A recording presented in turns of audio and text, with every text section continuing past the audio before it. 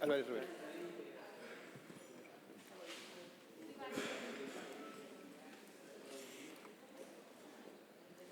Hola. Lo que más me gustó fue que presentaste que hay muchas soluciones para brindar. Yo creo que eso nos abre la cabeza porque podemos pensar que el Estado haga planes sociales, planes de viviendas sociales, como hablaba Rodríguez Sá, pero también podemos pensar un Estado que haga viviendas para alquiler. También el mercado, como decimos nosotros, refiriéndonos a los privados que ayer dijeron está atomizado en la mayor cantidad.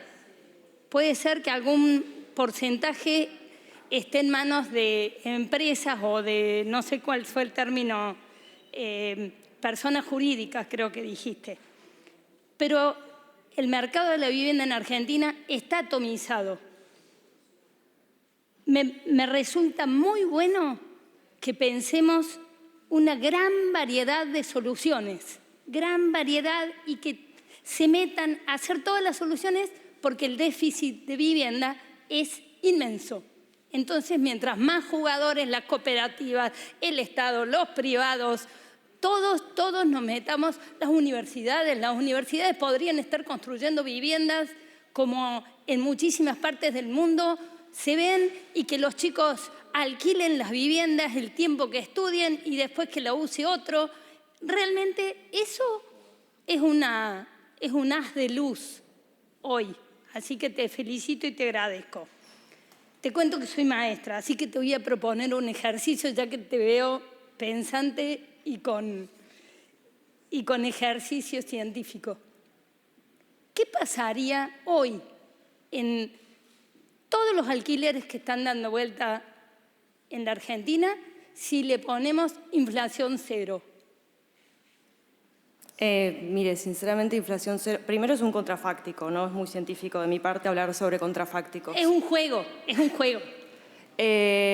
Segundo, supongo que la inflación cero altera todo. Yo soy de San Rafael, Mendoza, y me fui a estudiar a La Plata en el 2008.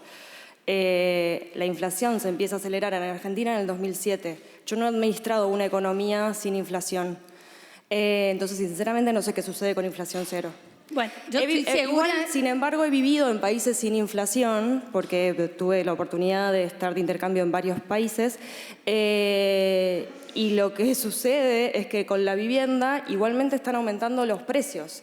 Es decir, a pesar de tener mecanismos de ajuste para controlar los aumentos, por ejemplo, digo, una cosa, alguien comparaba el mercado de vivienda, creo que era Maxi Vitar, con la educación o con la salud. En salud o en educación tenemos estándares que se los exigimos a los privados. En vivienda no. Las personas pueden alquilar cualquier tipo de espacio y decir que lo alquilan como vivienda y por ende se rige bajo vivienda. O lo contrario, alquilar una vivienda como si fuera un comercio para poder eludir la ley. Entonces, digamos, formas de eludir la ley han existido en todos lados. En Alemania, por ejemplo, hay una serie de regulaciones que han ido como protegiendo diferentes partes del mercado y qué sé yo, y hay otras partes del mercado que estaban fuera de esa regulación donde el alquiler aumentó muchísimo más que la inflación en esos países. Digo, no, el alquiler tampoco, obviamente está afectado por la inflación, en Argentina está todo atravesado por la inflación. De hecho, sinceramente creo que tenemos que repensar cómo aprendemos la inflación en la universidad, pero los alquileres y la vivienda son mercados específicos, tienen dinámicas distintas y no pueden pensarse solamente con la inflación. No sé qué pasa, o sea, no sé qué pasaría con la economía en general sin inflación. O sea, realmente me encantaría saberlo. Me encantaría vivir sin inflación a mí. Sí. Lo mismo, como te dije, la primera ponderación que te hago, has abierto un abanico de soluciones que creo que al problema de vivienda tenemos que buscarle un abanico, variedad, y que entren muchos actores. A mi gusto, hoy que el Estado prácticamente se ha retirado, porque no hice referencia, pero también está la construcción de vivienda del Estado actual a través de los Procrear, pero que están apuntando a la clase media pero una clase media que inclusive más fuerte. Por lo tanto, pero no es procrear o vivienda social, todo, hagamos todo porque la variedad de la sociedad es inmensa y en una de esas podemos solucionar al menos una parte.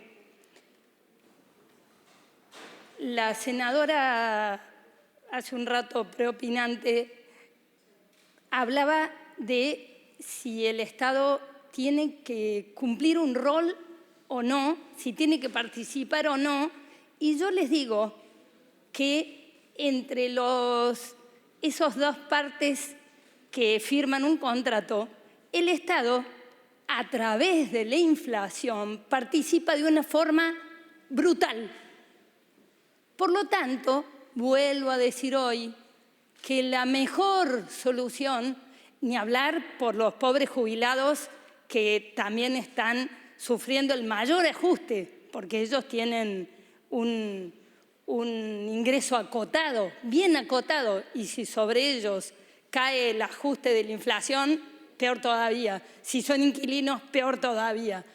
Por lo tanto, vuelvo a insistir con este punto que sí es una pata que que interviene el Estado a través del Gobierno Nacional. Y por último, te quiero decir, pero creo que lo subsanaste, cuando decías que no está la información, justo los bienes raíces son tangibles. Entonces, se pueden perfectamente rastrear, tocar, y el Estado tiene nominalmente el registro de cada uno. Por lo tanto, es cuestión de pedirlo nomás, nada más. Sí, efectivamente, el Estado tiene la información. Sí, de los registros locales, etc. Respecto a la forma de intervención del Estado a través de la inflación, uno también puede decir el Estado interviene en la garantización de la propiedad privada. O sea, si la vivienda, justamente por esa tangibilidad, ha sido tan buena inversión en este país tan inestable, en parte es porque no ha sufrido la misma suerte que los depósitos bancarios, por ejemplo.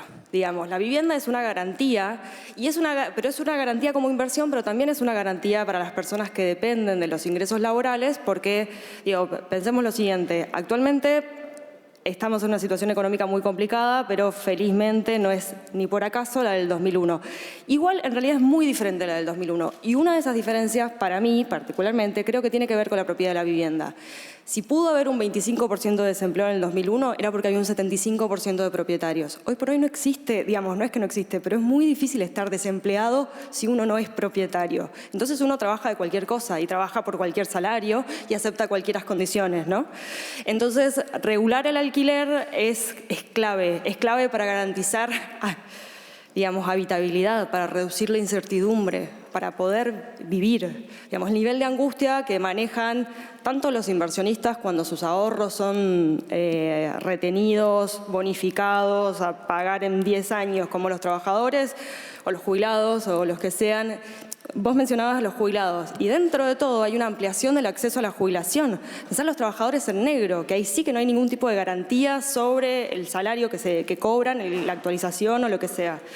El Estado interviene, la posibilidad misma de los contratos depende del Estado, la posibilidad misma de la existencia de la propiedad privada y el respeto depende del Estado. Entonces el Estado interviene en la construcción misma del mercado. Sin Estado no hay mercado. Por ende, considerar que el Estado no interviene o interviene solo en algunas partes es absurdo.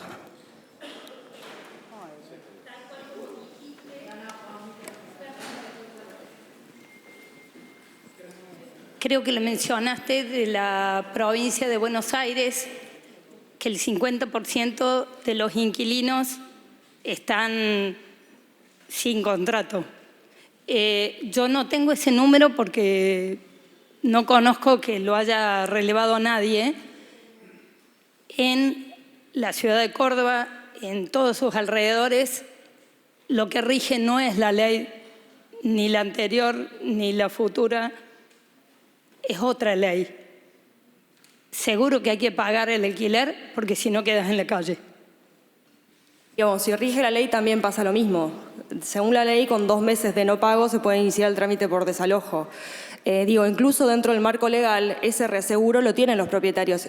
Y no es que se puede no pagar el alquiler, no es que alguien está pidiendo no pagar el alquiler. Lo que se está pidiendo es poder alquilar de una manera digna y justa y algo que podamos pagar a la vez y que eso no implique que se vaya todo. En esto que decía Luna de que el 32% en el área metropolitana de Buenos Aires destina más del 50% de los ingresos, es aproximadamente el 70% el que destina el 30% o más. En términos internacionales, ese estándar ya implica vulnerabilidad, porque no hay forma de garantizar que eso se pueda sostener.